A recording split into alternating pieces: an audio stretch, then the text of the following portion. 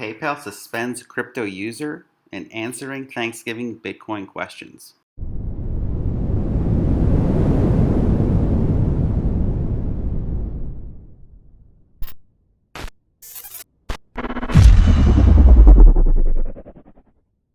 What's going on, guys? Welcome back to another daily crypto video.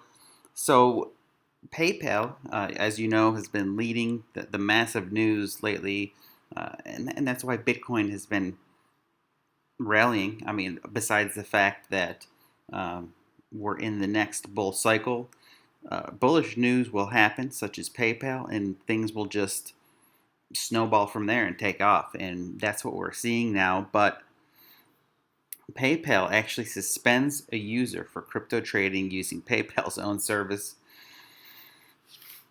Personally, I'm not surprised.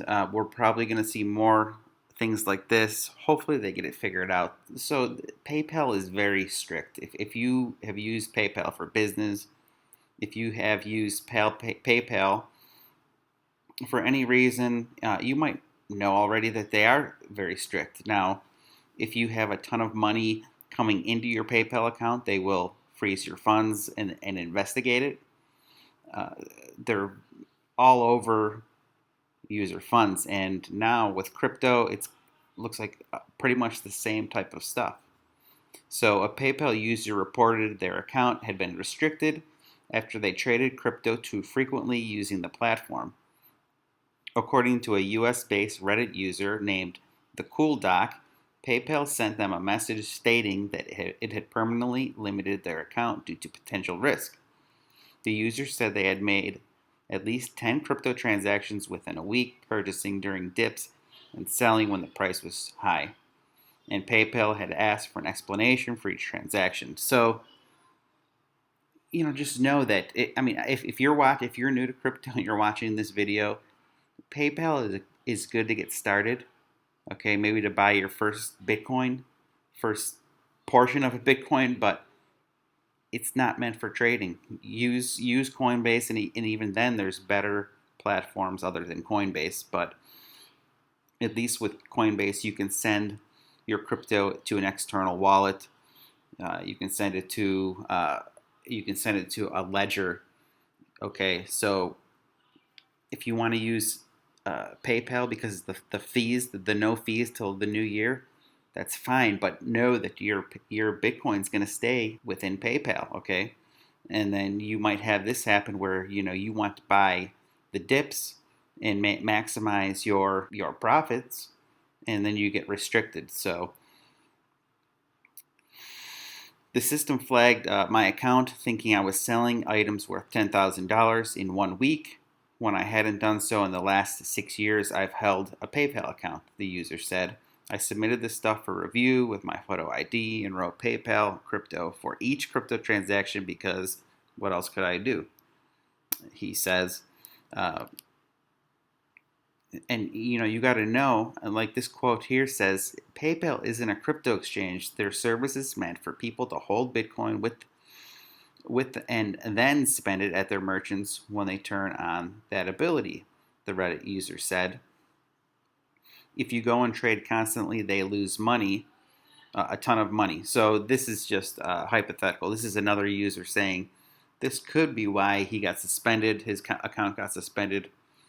My guess, and this very well could be, this could be true. PayPal is losing money when you're trading a lot because there are no trade fees till 2021, but and my guess is they're just trying to pick up on fraudulent activities, and that's, but they have to if for this to work for PayPal, I think they really need to figure out a way to, yes, stop fraud, prevent fraud, but then the people that are innocent, that just want to buy Bitcoin and trade Bitcoin, uh, they separate the two, or state, hey, we don't want you trading Bitcoin here. You hold Bitcoin, you can buy Bitcoin, but give some guidelines. Okay, let people know that this is what's going to happen if you trade all this. If you trade $10,000 worth of Bitcoin in a week, uh, we're going to flag your account. So PayPal, be careful. It's great if you're just getting in, you want to buy a little bit to see what happens. Cool. Use Coinbase. Use there's plenty others out there. Try Kraken. Try Crypto.com. Try buying from Uniswap. Okay. Next story. So this is a fun one here. How to answer your family's Bitcoin questions this Thanksgiving. And they're going to come up if you were around during the 2017 bull run. This feels similar, but you could tell the hype was like massive the Thanksgiving of 2017. And we know now shortly after was the peak. Now you feel the hype, but you don't think we don't have the feeling of okay, it's almost over.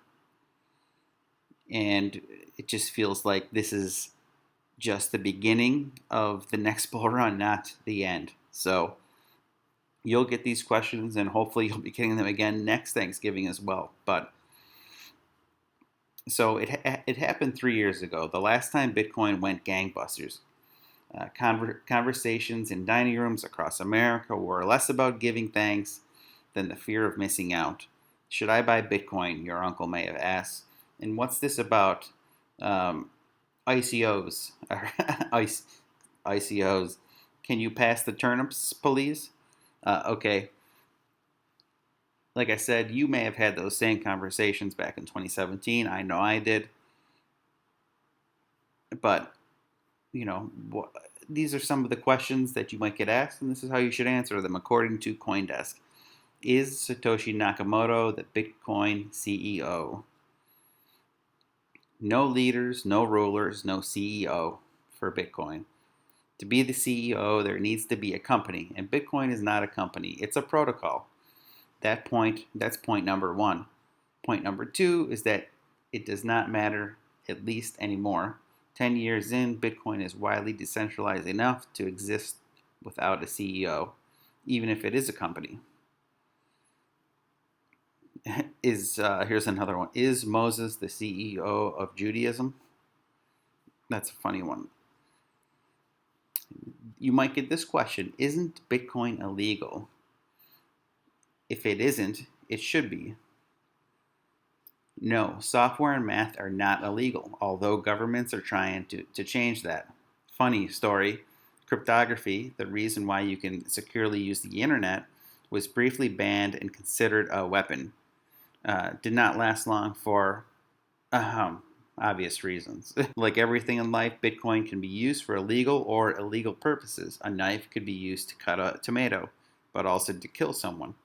Because every transaction on the Bitcoin network is public, it is a very bad idea to use BTC for illegal purposes.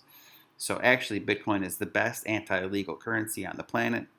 Very good answer there from Ohayon. Brightman says that would really increase its street cred. Here's another one you might get at the Thanksgiving table. Why would I need a world computer if my desktop works just fine? You won't even know you're using it. Do you really even know how your computer works? Exactly. If people can go around spending Satoshis, why can't I go around passing monopoly money? You might get that question. And a good way to answer it, if you do get that question, you can, but it will only work if people are willing to exchange goods and services for monopoly money. Money is just collective fiction, even the dollar. Ohayon says, it's the difference between paper and math. With Satoshis, is that you can't print as much as you want. No one is keeping count of the amount of monopoly paper in circulation or where they end up. Satoshis are just the opposite, mathematically proven scarce and therefore attributable and spendable. So Brightman says, I would encourage you to try that and see how far you get. Graham, his response to that is, why would you want to buy something with Bitcoin? Okay, so here's another one that you might get. Why are there so many coins? Dimes, pennies, nickels, quarters, and the 1/2 pence will do. Ohayon says, asking why there are so many coins is like asking why there are so many websites. It's because every protocol brings a different utility and aspect to the digital economy. So true, though. So true. Why do we have so many altcoins? And this is a great answer. So I'm not going to read every single one, but I will leave the link down below in the description if you want to know how to answer those tough Thanksgiving questions about Bitcoin. If you guys like daily crypto content, make sure you guys subscribe to the channel, like this video if you did, and I will see you again tomorrow.